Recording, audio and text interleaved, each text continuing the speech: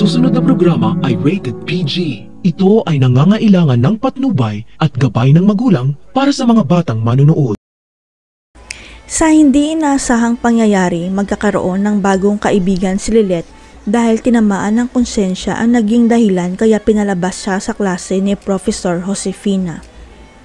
Pinilit ni Lilet na pumasok sa klase ni Prof. Josefina dahil may graded recitation sila, kaya lang hindi niya nasagot ang tanong dahil sa first chapter lang ang na-review niya.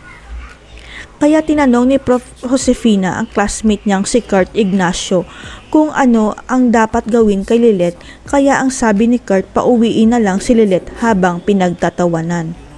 Kaya todo iyak si Lilet sa labas ng classroom dahil nag-alala siya kung ibabagsak siya ni Prof. Josefina dahil hindi siya nakasagot sa recitation at nakita ito ni Kurt.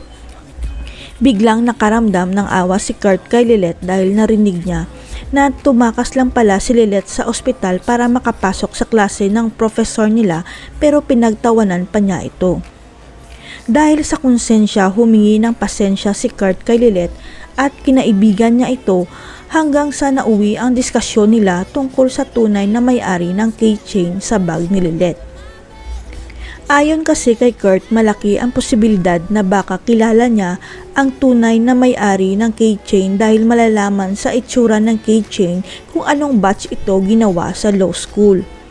Kaya nagkaroon ng pag-asa si Lilet na mahanap na ang kanyang ina dahil sa tulong ni Kurt, pero mapapatawad kaya ni Lilet ang kanyang ina sa oras na makilala niya ito.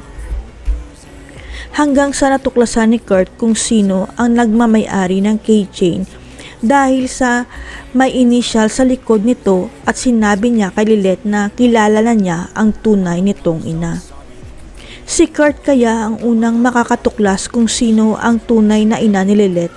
Mapapatawad kaya ni Lilet ang ina niyang si Atty. Simos dahil inabandona siya nito?